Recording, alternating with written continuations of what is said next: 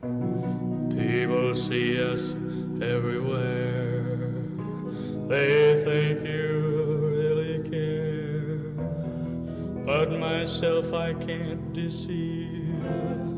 I know it's only make believe. Hello, once again, and welcome to another very, very late episode of Will You Accept This Prose? I am your author, Max Churchwell. I'm your analyzer, Kinsey Brinton. And I'll just open it up. First of all, obviously, we're sorry. Very, very late episode. Very behind on things.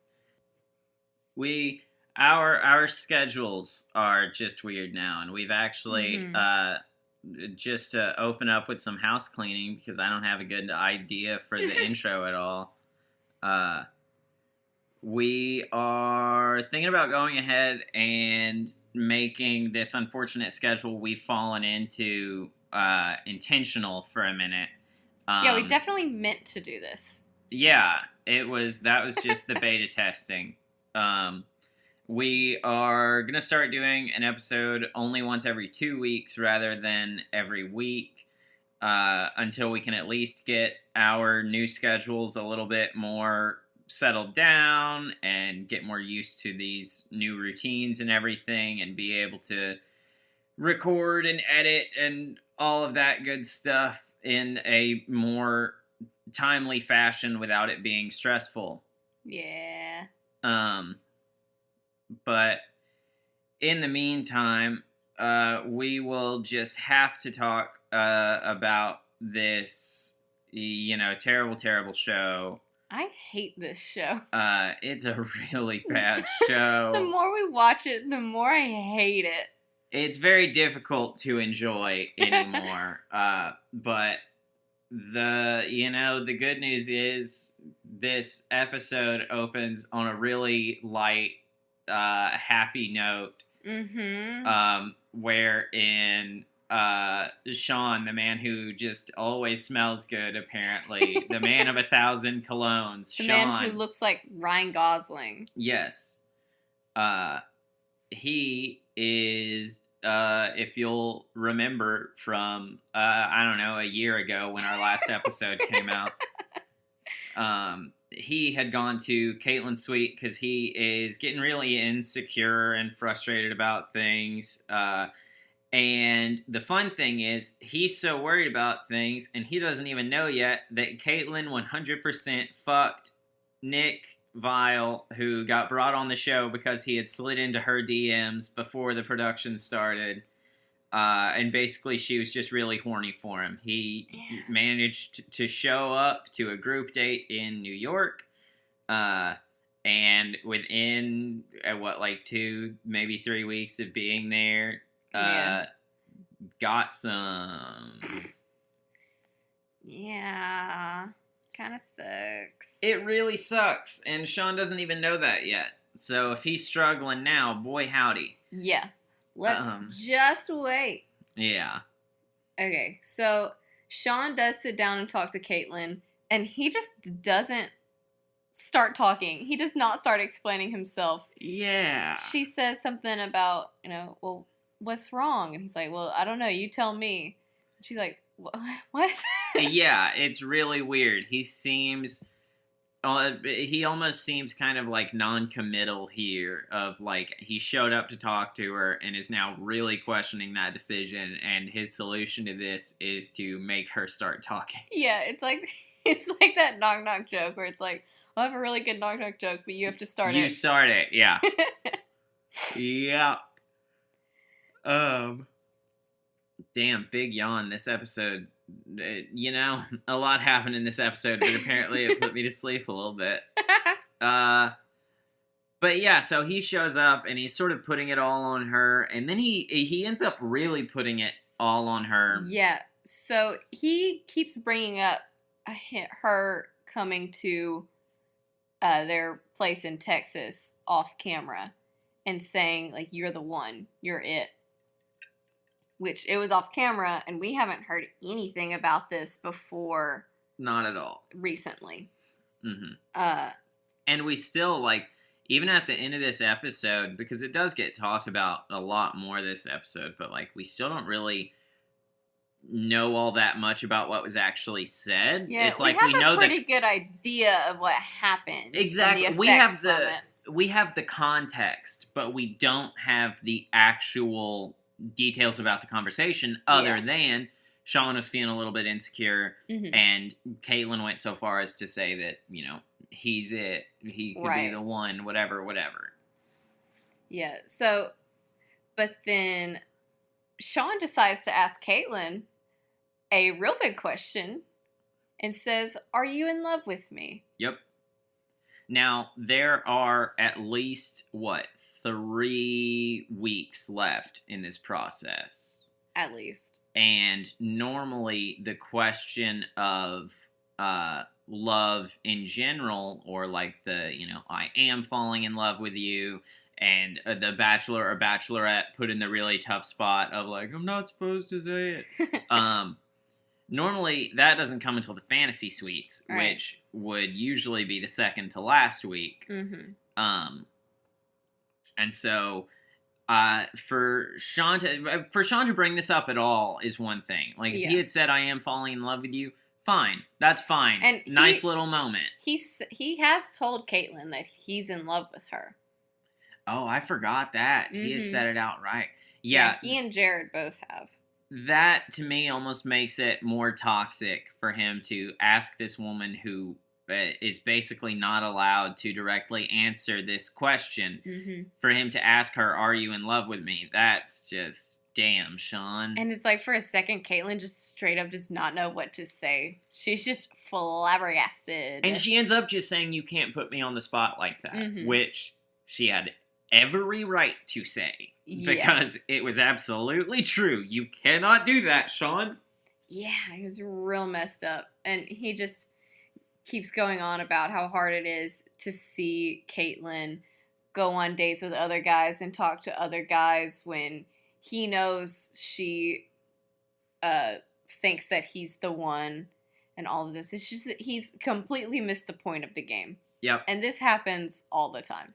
Yeah. But I don't know if I've ever seen anyone miss the point of the game as hard as Sean is. Sean really does not get the game. I mean, I think, and some of the, like, after this, well, that's like, this is essentially, that's all you get out of the convo. He puts her in a terrible position, and clearly doesn't know what's going on. But the next morning, we see, like, him sitting outside of whatever sort of hotel, resort, whatever situation they're in. We see him sitting outside, and then Nick and Tanner walking around in some of, like, you know, the very expansive sidewalk situation that this place has. Which, it's so weird that he's talking to Tanner. Because it's really weird. Tanner did not fucking care for Nick. Tanner did not like Nick. He did not like that Nick was there. He was the one who knew the most about Nick's whole situation with Andy. And he talked about that a lot. And he just, it was him and Sean that were the big, well, and Joshua, R.I.P. Joshua. I was going to say gone but not forgotten. Yep. But it was Tanner and Sean who were the biggest that are still here. Yeah. And now they're just talking real casually. Tanner's fucking buddy with Nick and talking some kind of stuff about how, like, you know, Sean, he's feeling insecure, but also mentioned, like, he kind of had a really strong connection and got an early one-on-one and all this stuff like that. And I think that could play a role in it, in how Sean's feeling, because, like, if they had a strong connection at the beginning, there have been bachelors and bachelorettes in the past who are like, okay, I have a good thing with that person. I don't really need to seek out much time with them for a while. I can thin the herd first. And that, I think, could possibly be an element in this. Yeah, but that Sean is just completely missing. Yeah. But, I mean, at the same time, I get it.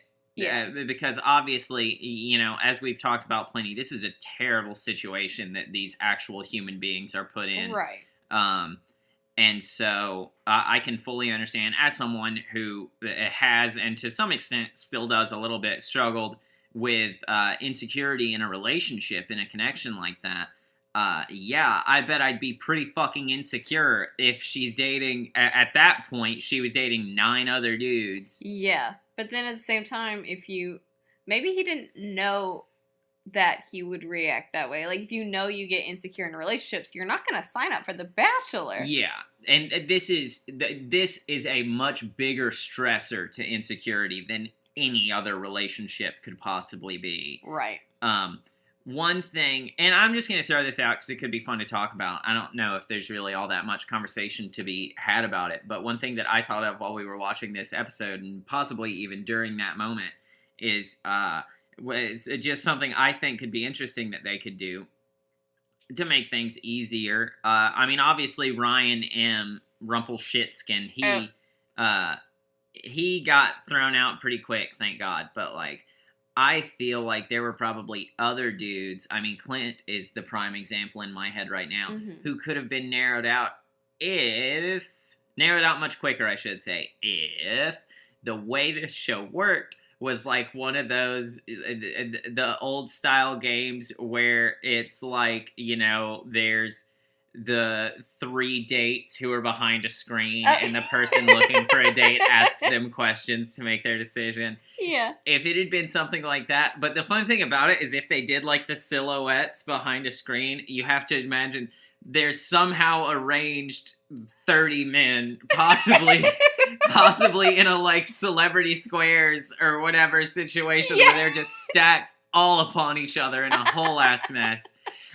If they did that to knock it down a little bit, I imagine it'd be a little bit easier. Man, okay, so they are filming right now the new season of The Bachelorette, and what if that's what it became to socially distanced Bachelorette? The socially distant Bachelorette was just the Celebrity Squares style. And they changed the name of the show to So You Think You Can Date. And then that's this season.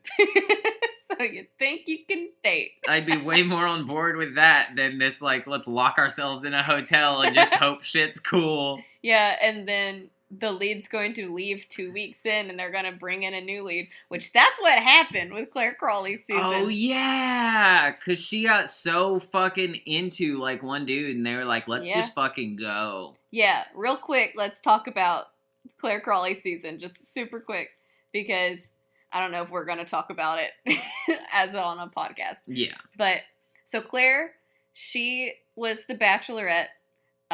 It got pushed back, postponed because of COVID. And so they started filming recently.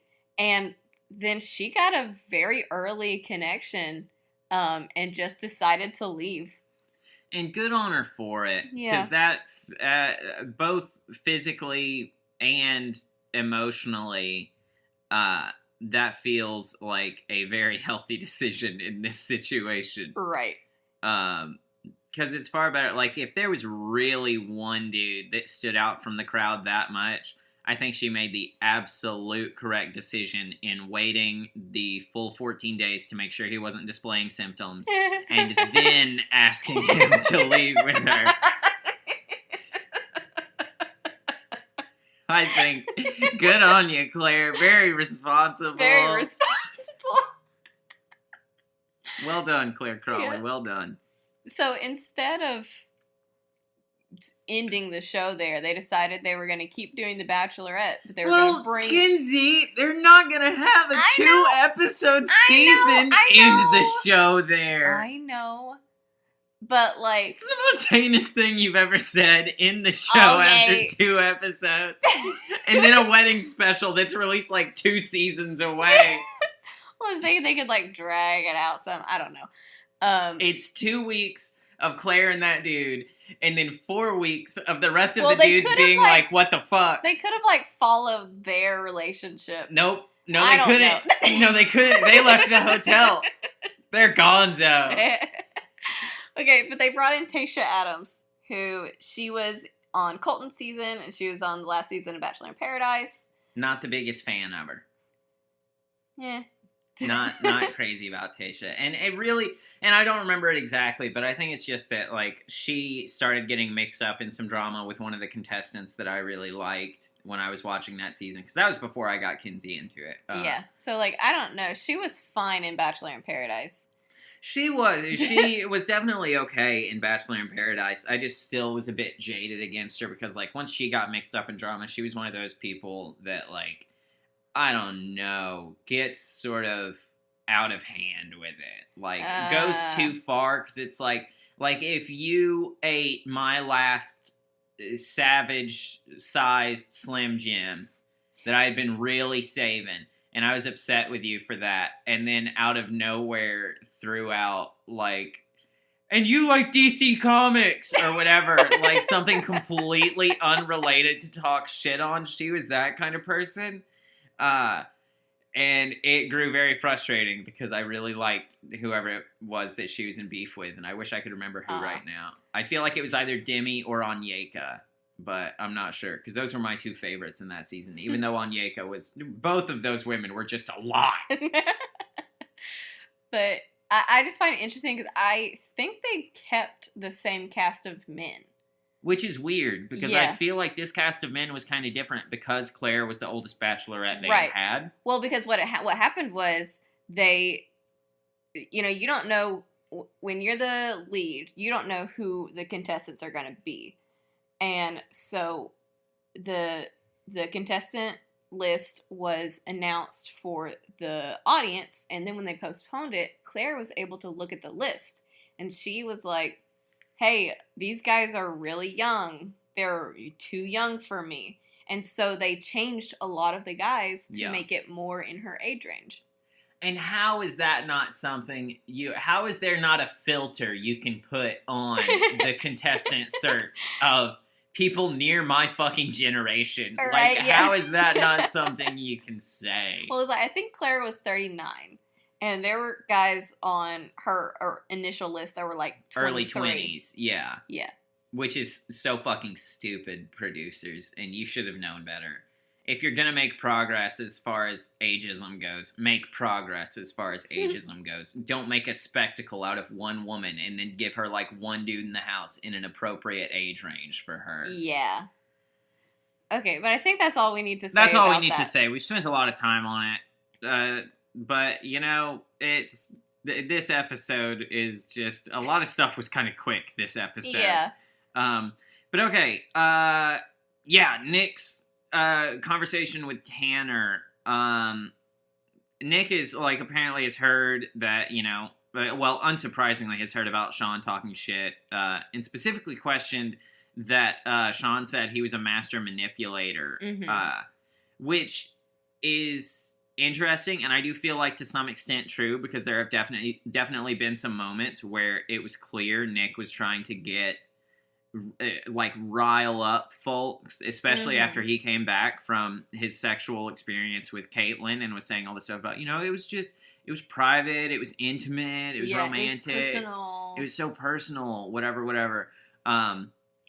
It was clear he was really trying to lure something out of him there, but Tanner kind of deflects that really quickly and starts talking about how Sean was crying at the group date last night. Yeah.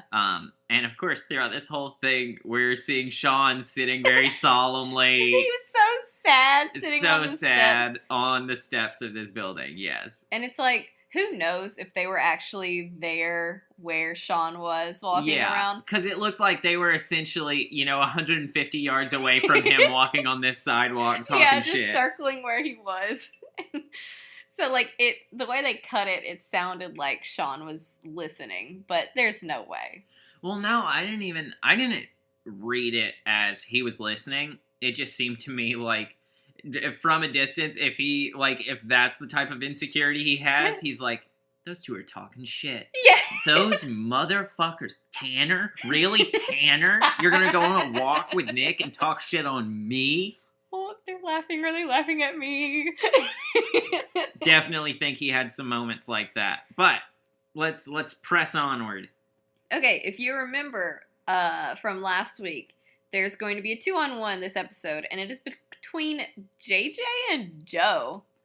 weird choice. They don't really have beef. Normally, that's what 2-on-1s are about. Is like Right. these two are causing drama. So like Nick and Sean would have made sense for a 2-on-1. Yeah, but I wonder if the producers maybe brought that up to Kaitlyn, and Kaitlyn just was not ready to make a choice between them. I think so, because the teasers do suggest that possibly next episode, if not the one after it, there is going to be a 2-on-1 between Sean and Nick. Yeah. And you know what? It very well could be that, well, some funky stuff is happening. We can talk about We'll how talk about that when this we schedule get there. is going later on, yeah. But for now, this 2-on-1. Mm-hmm. So it's so short. Like, there's really not much there. They make it fucking look like Kaitlyn took these two dudes out to this, like, cliffside little situation, sitting down like it's a picnic, went off and had a one-on-one conversation with each of them, Joe first and then JJ, and then came back and was like, all right, here's what's up. Yeah. And that was the whole thing. That is absolutely what they made it look like. Mm-hmm.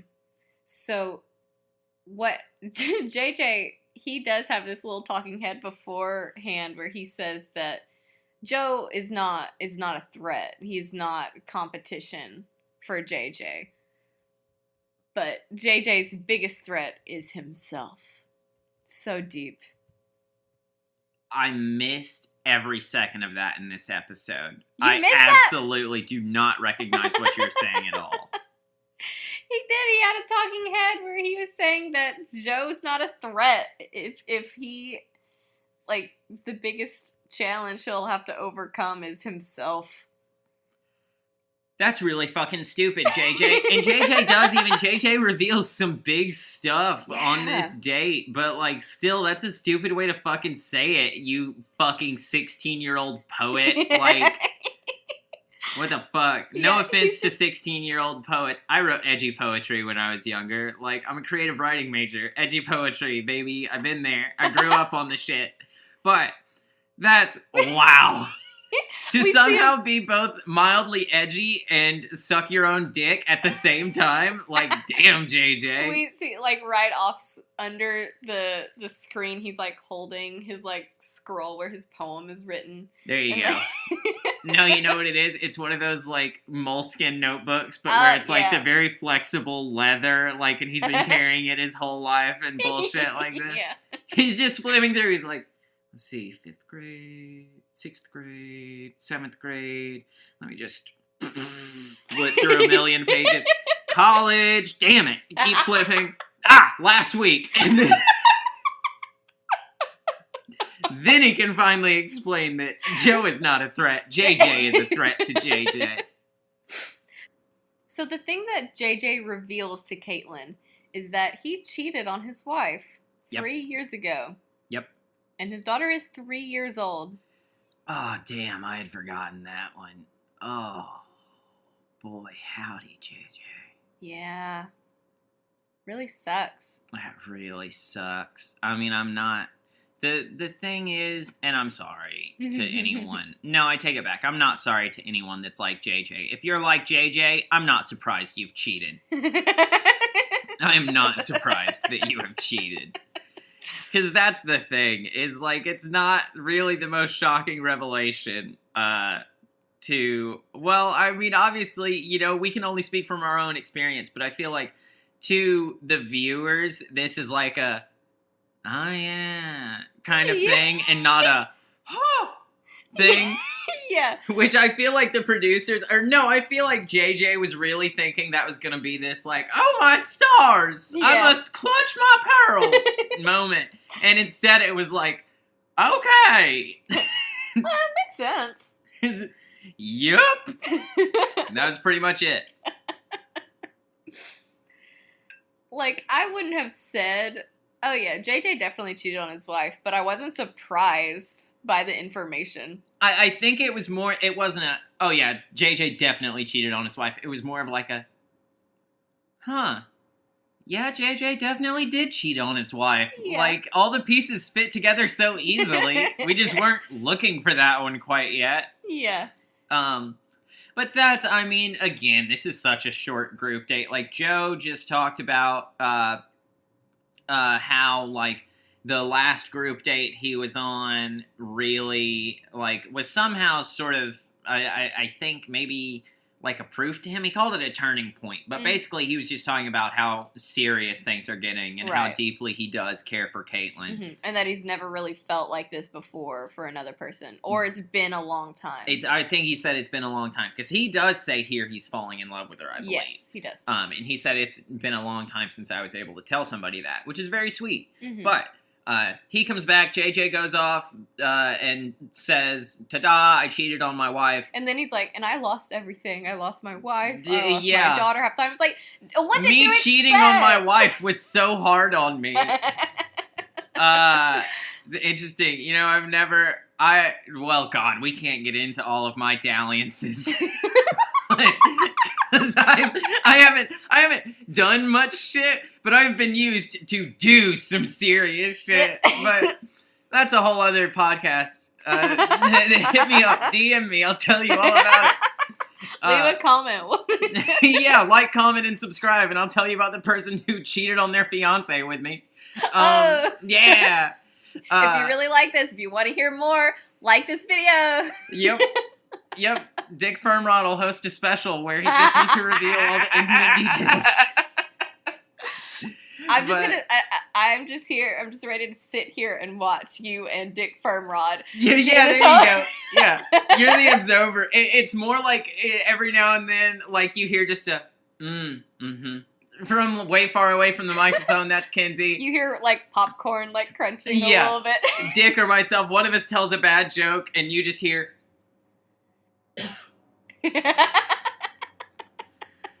But yeah, we can get onto that later. Basically, JJ comes back from revealing this to Kaitlyn, and I mean, Kaitlyn does take it very seriously. You know, we can appreciate how difficult it was for him to tell her that, and even comments on, like, you didn't have to tell me that. Even though I would say, if you have cheated in the past, that is an important thing to reveal to partners.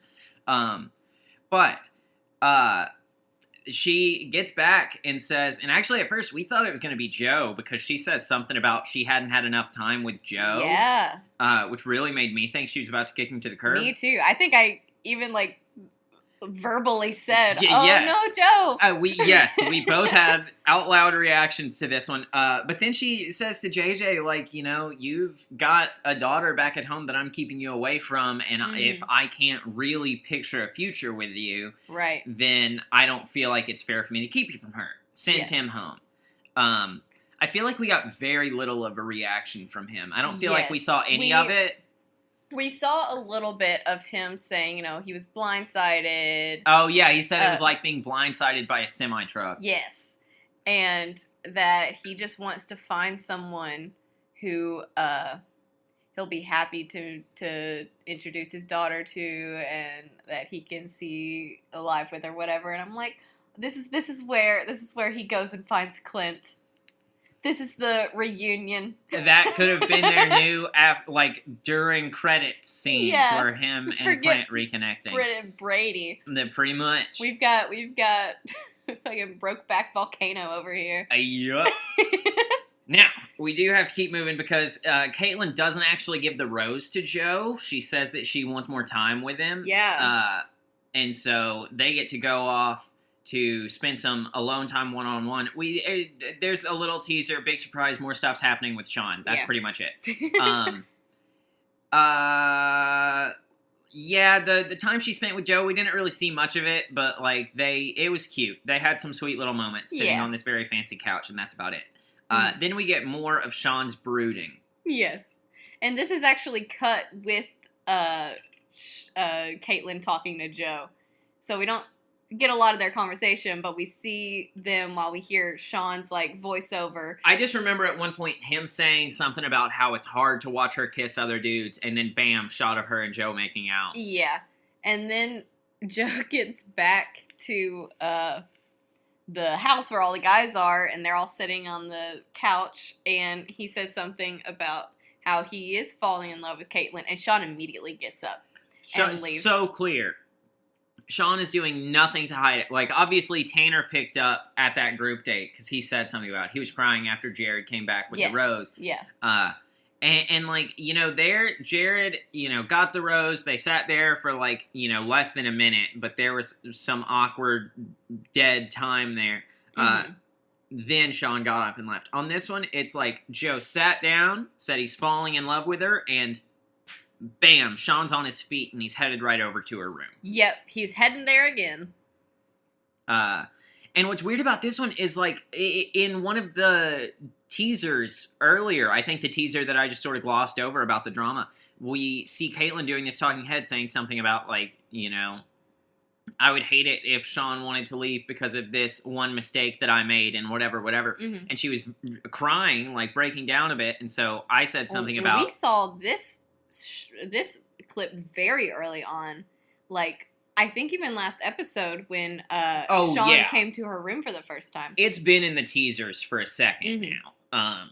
But I commented on something about, like, this had to be after he came and talked to her. But no, because she's actually in the talking head. Yes. And you hear a producer say, hold on, copy that. They've just told me that Sean's on his way over right now. And Kaitlyn gets so wanged out about that. Yeah. She immediately thinks that Nick has told Sean, or Sean has found out somehow that they had sex. And she starts crying about that mistake that she made. And now so throughout this episode, there are two mistakes she will refer to. One is having sex with Nick, and the other one is telling Sean that he was the one. Yes. And her crying here and saying that she doesn't want Sean to leave because of a mistake she made, I wonder which one she's talking about. Yeah. Yeah, it's very interesting. And like, there's a moment here and there's another much funnier moment later where it's like someone mentions a mistake and there's this question of which mistake that kind of comes up. But, Sean shows up. He's talking about how it's so hard, which this is another, like, he just doesn't seem to understand the game. I do question whether or not he was very familiar with the show before Probably not. Signed up. I doubt very many of the Bachelorette contestants are. Yeah. And, you know, she at one point says something about, like, you know, everybody's feeling that way and nobody else is whatever, kind of a little bit, and not maliciously, but a little bit alienating him. And I think her whole thing was more like, you're not alone in this. Like, everyone is going through this same thing, and yet you're the one I'm constantly reassuring. And you are the one that is the most insecure. Yes. She's like, I'm not giving the other guys this much reassurance, and they're fine. Yeah. And that's what she said. She says to him, maybe I do need to give those guys more reassurance because I'm feeling guilty that I'm giving you this much. Yeah, I remember this now. You're exactly right.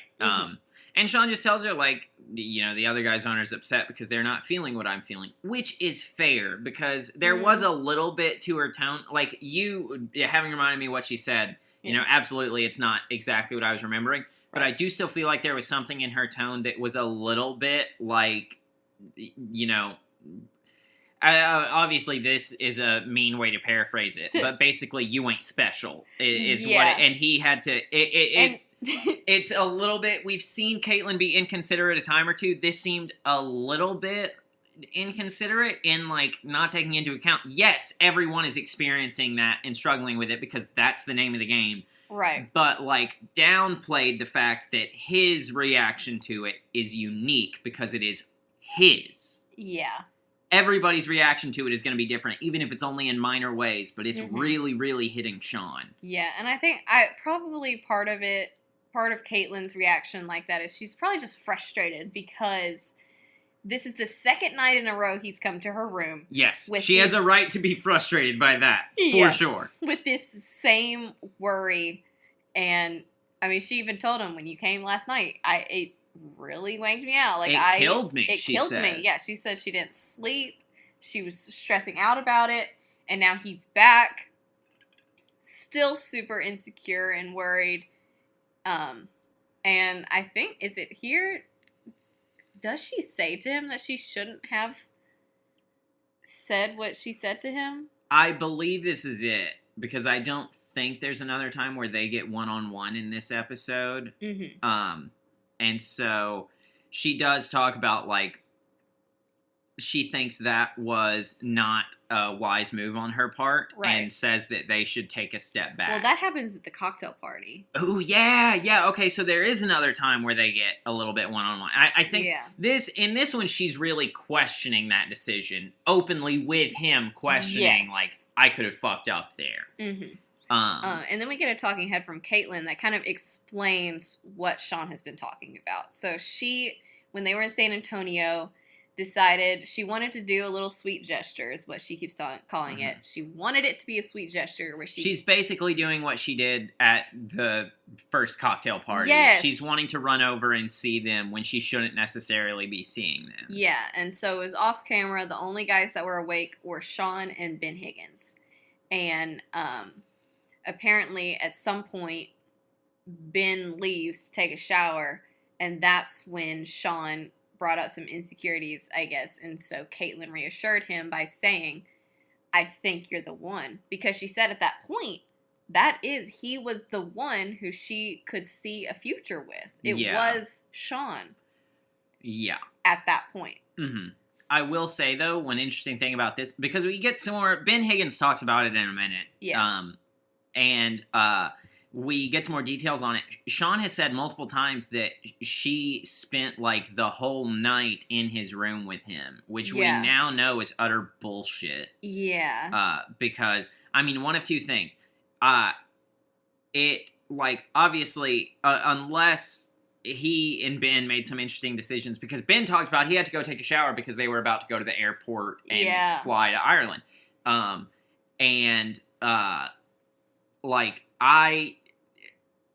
I suppose it's possible that Ben and Sean stayed up all night to talk with her, but, like, if the only time that Ben was out of the room was to take that fucking shower, then she did not spend the whole night with him in his room. Yeah. That's like, wildly different. They might have been in Sean's room for whatever, but Ben was there. Ben was still there. She wasn't spending the night with him. Yeah. They had a nice conversation when Ben was out of the room, and that's something completely different to me. The connotations of she spent the whole night with me in my room talking about blah, blah, blah, blah, blah, blah, blah. Yeah. Wildly different. It's insanely different. Mm-hmm. And it's so weird. Like, is Sean being intentionally trying to manipulate this is what we know about the situation, or is he just, that's how he feels about the situation, that's how he perceives it to be somehow, like Ben wasn't even there? I'm thinking it could be a little bit of both, because, like, I mean, I don't think Sean would really be out. I don't think he seems like the type to be like, pity me, pity me, pity me, I'm right.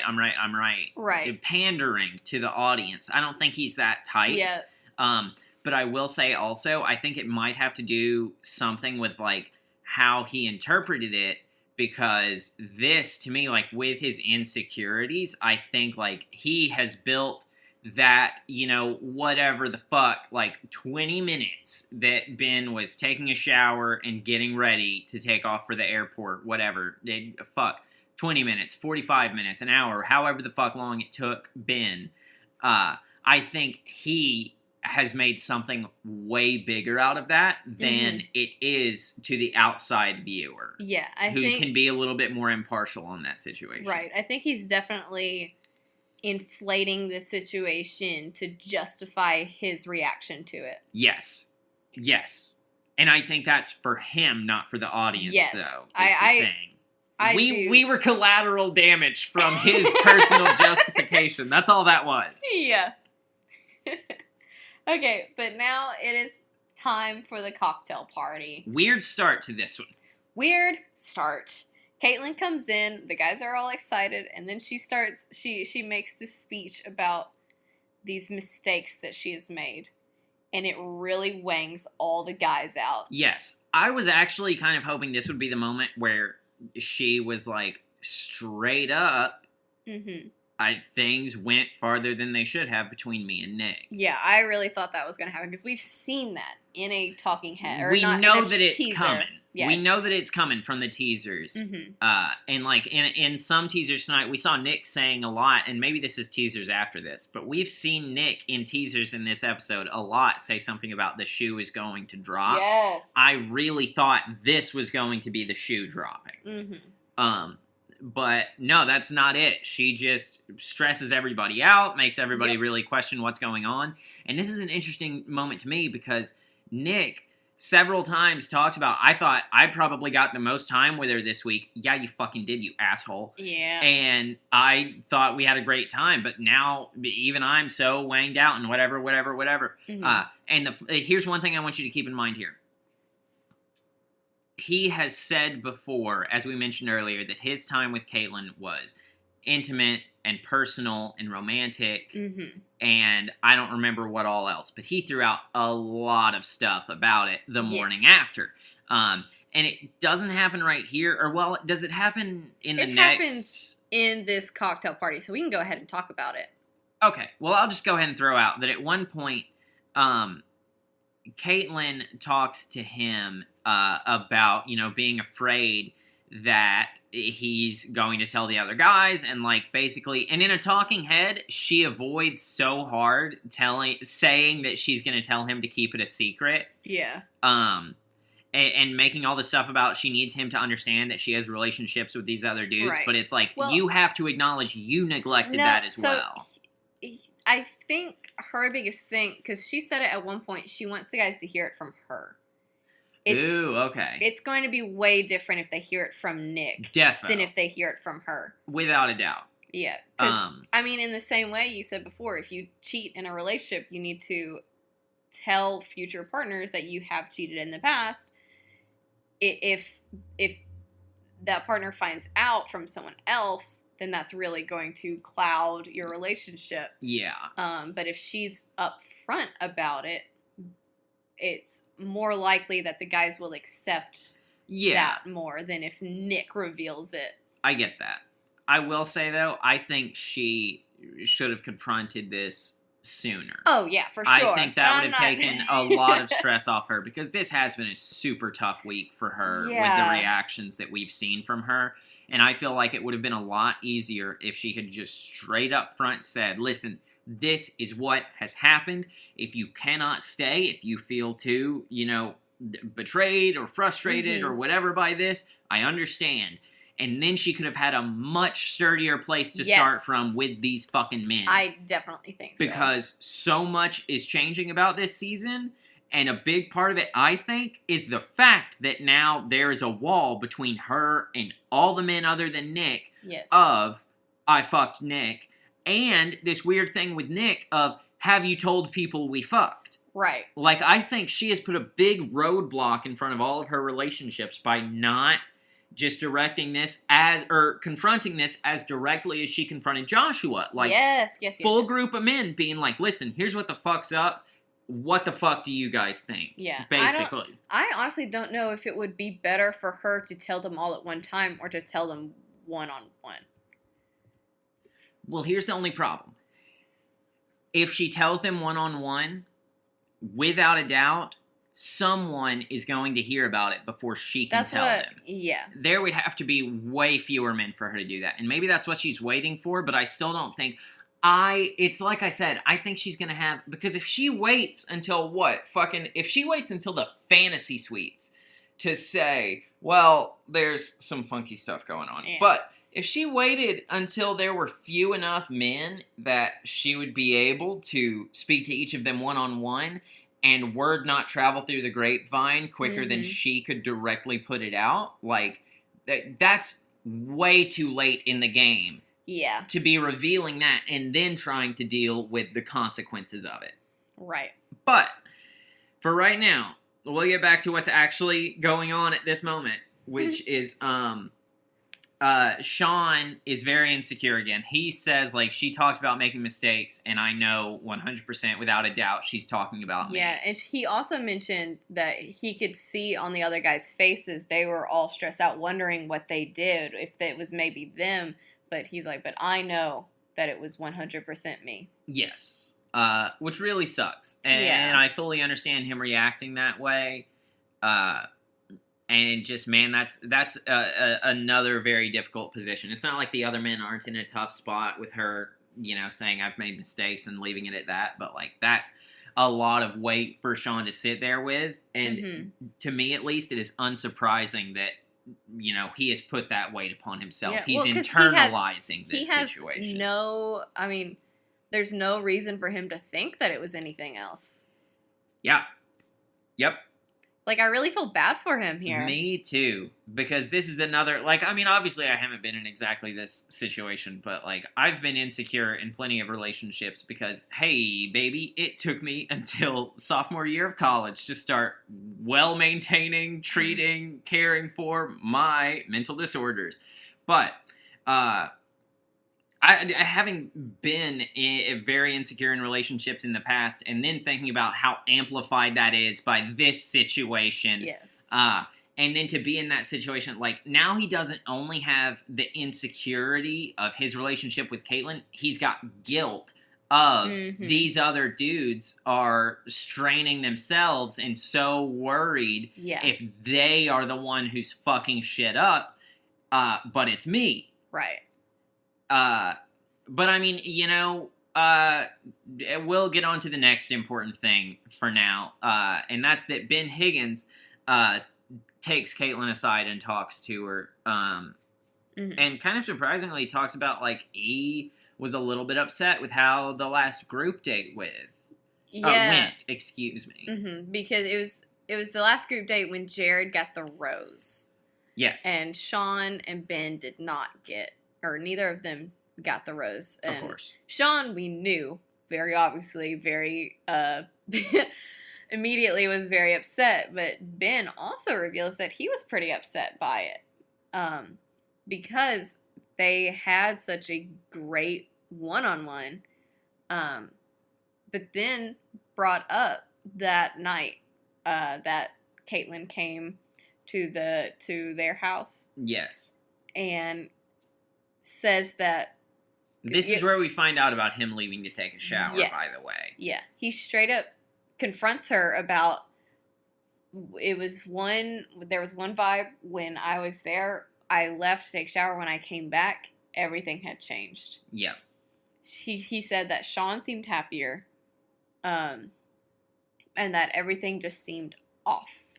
And so he was straight up asked, like, he said he didn't need details. He didn't want specifics. The details. Very classy. He just wanted to know that if he was going to stay, that there was actually, what'd he say, that his wheels weren't just spinning or something like that. Yes. He just wanted to know if he actually had a chance. Yeah, basically. Because, like, it's fully understandable that, like, he kind of picked up on the vibes that, like, Sean defo thought he was getting of, holy shit, it's Sean. Yeah. Sean is the one. Mm-hmm. Which is completely understandable. But, like, I said it, while we were watching the episode, I said it a second ago, but I'll say it again, like, it was so classy of Ben to not be like, what the fuck happened, but instead be like, I don't want to know the details about your relationships with other dudes. Because he also brings up, he says specifically, that's the first time I've seen you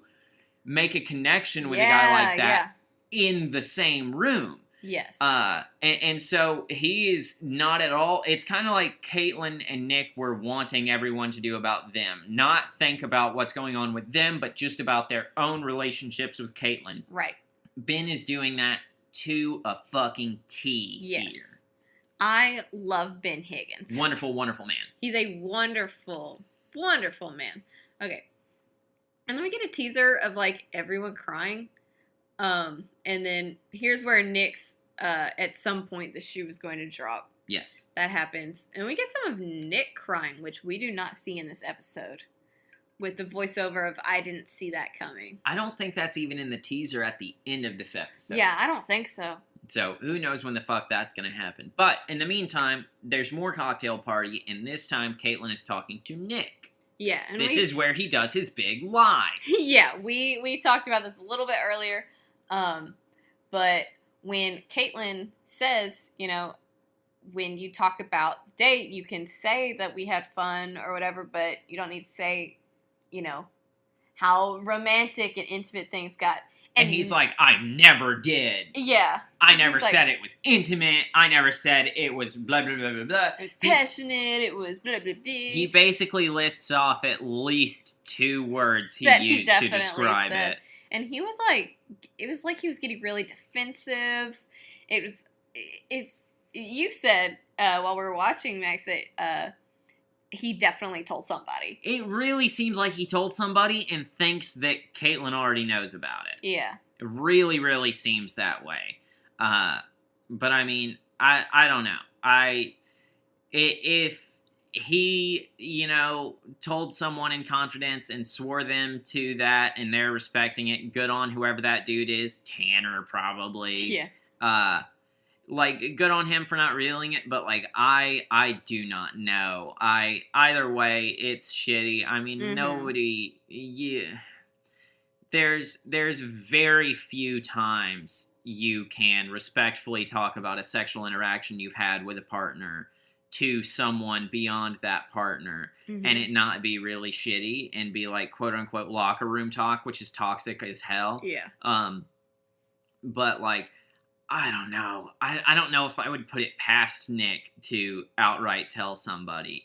But I don't know how, if he did, that person would not immediately get the whole house up in arms. And by up in arms, I mean torches and pitchforks. Yeah. And fucking Frankenstein's monster that dude out of the fucking house. By the way, don't call him Frankenstein's monster. His name is Adam. And he deserves better than that. He deserves better than that. He's not a monster. Dr. Frankenstein is the monster. Yes, he is. The worst thing you should call Adam is Frankenstein's creature. That's one thing. Still diminutive. But at least not as disrespectful as monster. But that's also another podcast. The fuck with Adam and I fuck with you. That's that podcast. But in the meantime, we talked a lot about in our last season how Jason Mesnick would at difficult times not necessarily interrupt the women, but interrupt a conversation and instead of responding to something difficult, start kissing her. Yeah. Nick does that, but it's even worse. Yeah, because Kaitlyn is literally starting to bring up something important that she's trying to talk with him, and he's like, "Can I kiss you?" And then kisses her, and it's like, and she does say something about she's like, yes, please, or something like that. But, like, at the same time, this is more evidence to Nick having told someone and not wanting it to come out. But we gotta press on. We're so close to an hour. Okay. This is where Kaitlyn tells Sean they need to take a step back. Yes. And then we have the rose ceremony. Yeah, so there are only 3 roses to give out because, who is it? It's Jared, Nick, and someone else. Who else has a rose? Joe. Joe has a rose. Yes. Because at the end of that date, she did end up giving him the rose. Yeah. So, in order, the roses that were handed out were Ben H., Cupcake, and Sean. Yes. And that means that Ben, Z, and Tanner went home, and that's fine. I even told Kinsey while we were watching it, I was like, that's still a pretty good week. Like, that's fine. Nobody too important went home. No one too important went home. And then we get a teaser where Kaitlyn's having a serious conversation with Chris Harrison, and Cupcake is very, very sad. Yes. He's like, crying. Sobbing. Crying. Raps, he has a scarf on, and he, like, pulls it over his face and sobs into it. But then, hey, baby, they're moving to another town. Killarney.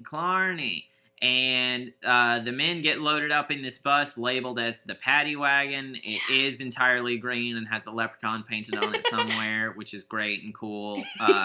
And the only big thing that comes there, well, number one, Jared, yes? Kaitlyn asks Jared, she said, like, why not, Kaitlyn shows up, says, like, why not make a date out of this road trip, basically, and asks Jared to go with her. Yes. All the men are in the paddy wagon. Obviously, none of them are psyched about this. And then apparently Sean snores quite loud, and everyone in the bus is pissed off about it. So annoyed. But Kaitlyn and Jared go to the something castle, and the Blarney Stone is at the top of this castle. Yeah, the famous Blarney Stone that everyone knows about. And obviously, we don't even need to explain what it is, because you already know. At all, but in case there's some casuals No, out there. don't.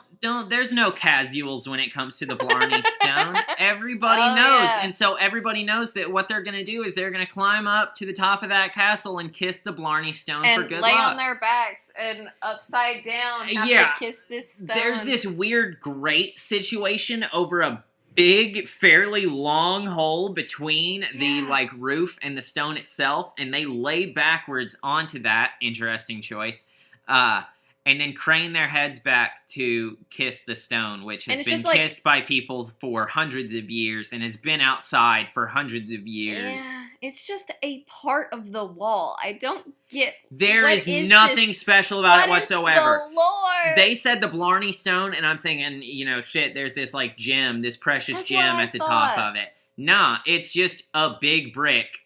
And you guessed it, like all the other big bricks in this castle. Yeah, it doesn't, what is special about it? I don't understand. But people have been kissing it for years, and it hasn't eroded. That's what's special about it. Sorry, what's his butt's feet that everybody kisses in Rome or wherever, and the toes are worn off? The Blarney Stone is stronger than you. What's real funny, though, is when they're doing this, there's a grate and there's, like, a huge jar, so you see the ground, and there's just some random guy who walks in and he's, like, looking up. He's like, what the fuck are these people doing? And it's like, he doesn't just walk off. Like, he's still just, like, standing there, like, he walking lingers around, like, for a second. He lingers for a while. But, they do their big dumb kiss and then keep on going. But the next thing we see that's important is Chris Harrison talking to Kaitlyn. And this is the funny moment I mentioned earlier where Kaitlyn says something about having made a mistake. And Chris Harrison goes, what do you mean? Which mistake? Yeah, which mistake? Fucking drag him, Chris Harrison. Drag her. Read her to filth. But then things get a little bit weird because it's like Kaitlyn, I don't think she doesn't like get direct about anything with Nick here, I don't believe. Yeah.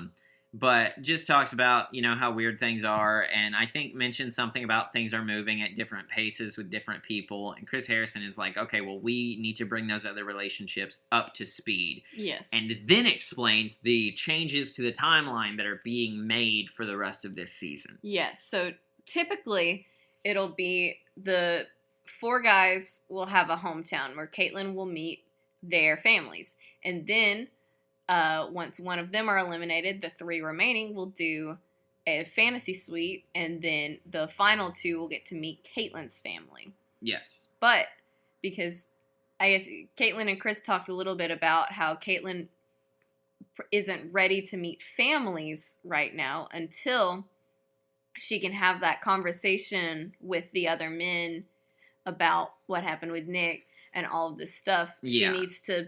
She needs off-camera time with exactly. the other men before meeting their families. So, the hometown is going to be moved after the fantasy suite date. Yep. So she's going to have to eliminate an extra dude this coming week so that she can get it down to 3 people. Mm-hmm. They can do the fantasy suites.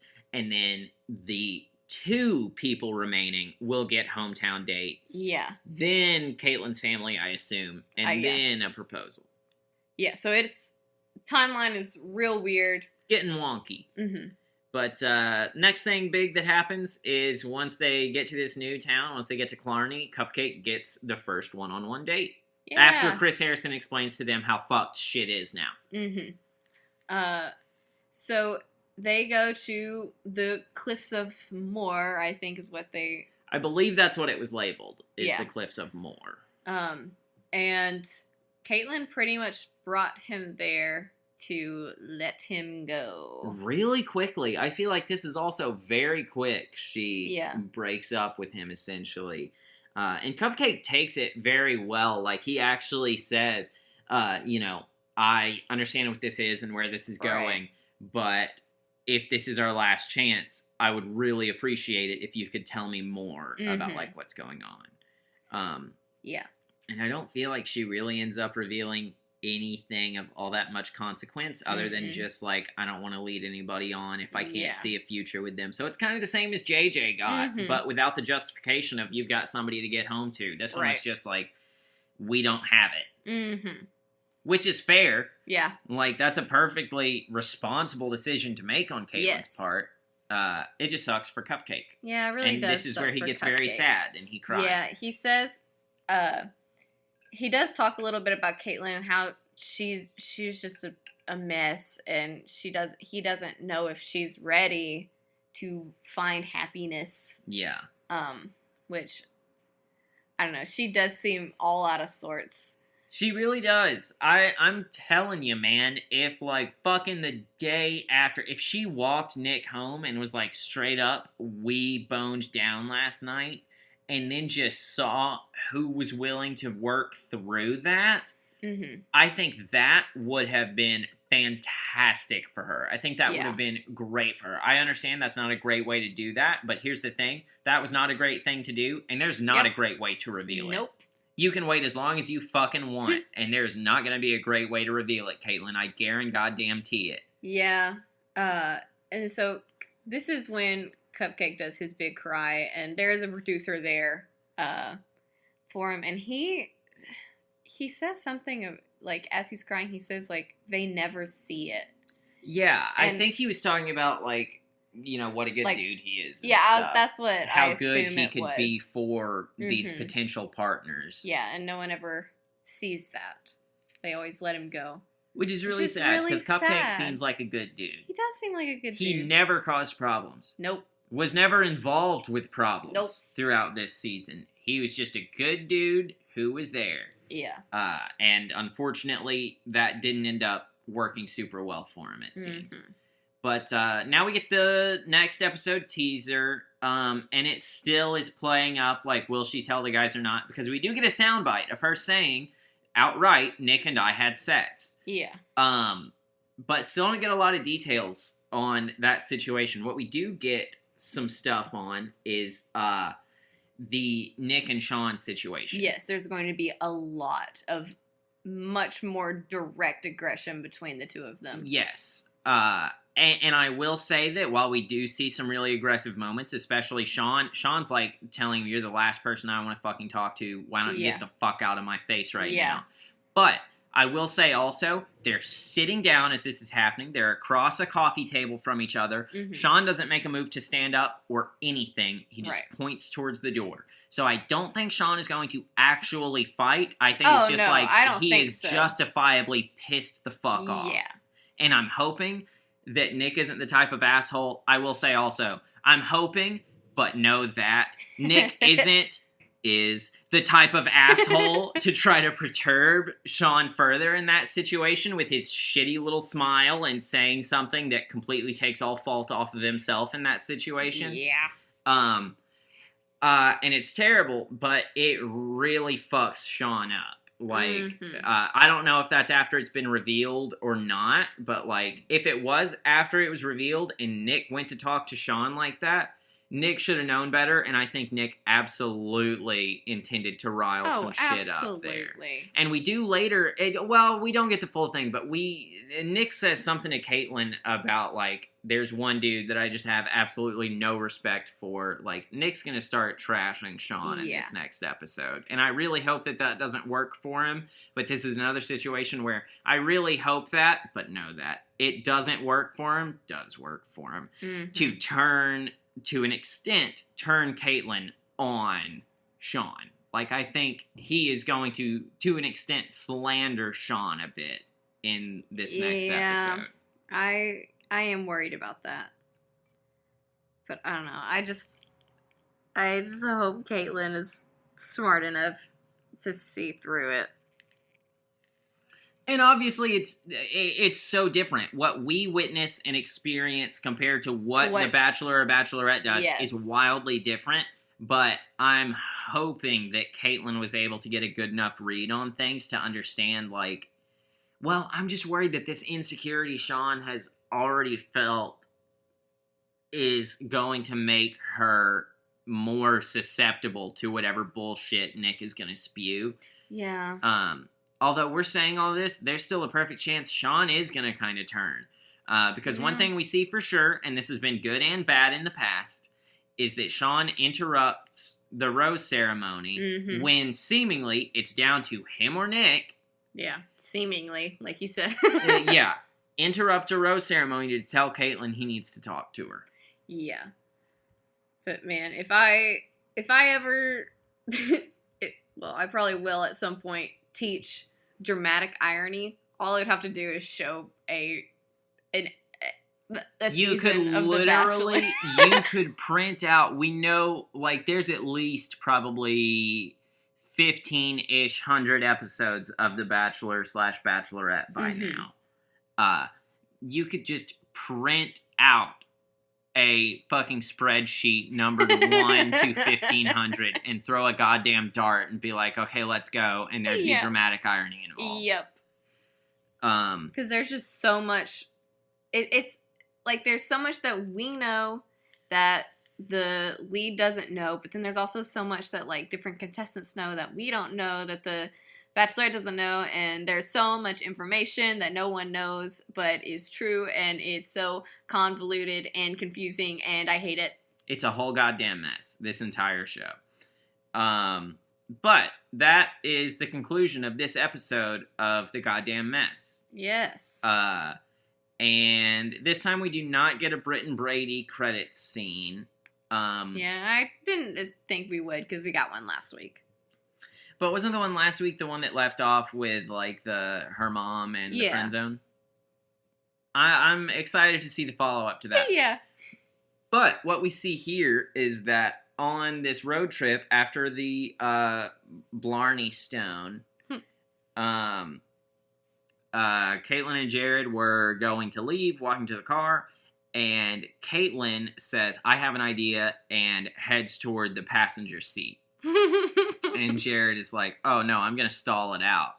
And she says something about, no, I'll teach you, whatever. Turns out this car that Kaitlyn's been driving is a stick shift, and Jared's never driven stick. And here's the thing.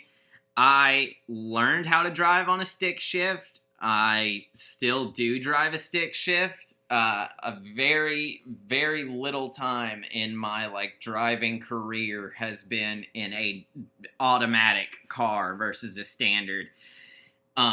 This was a terrible idea on Kaitlyn's part. Hey, we're in a country you've never been in.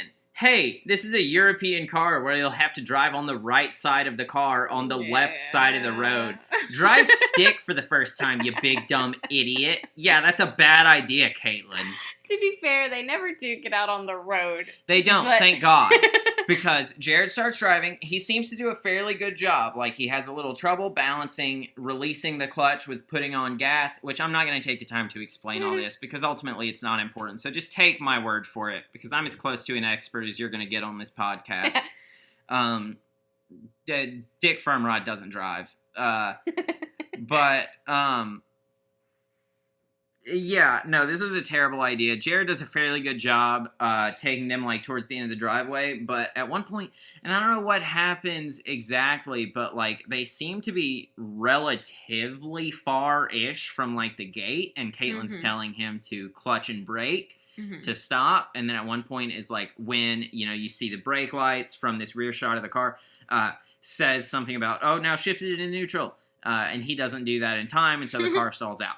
He gets it started again, and then for some reason, she's having him put it in reverse, and from what she said, this is a really weird standard, because the way a standard works is you have to have a foot on the gas and a foot off the clutch to move a standard car, because that is the only way the engine engages and can turn the goddamn wheels.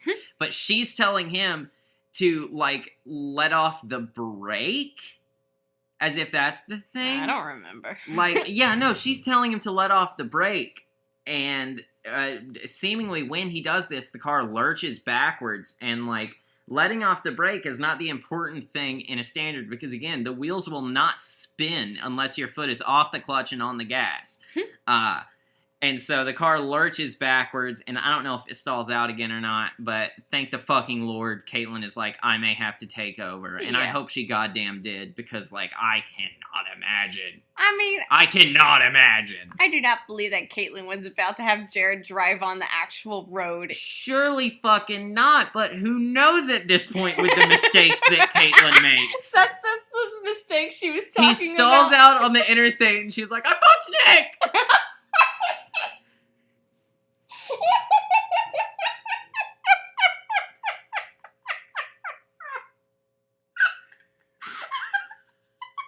She's like, they stall out on the interstate, and she's like, this was a mistake, and also I fucked Nick.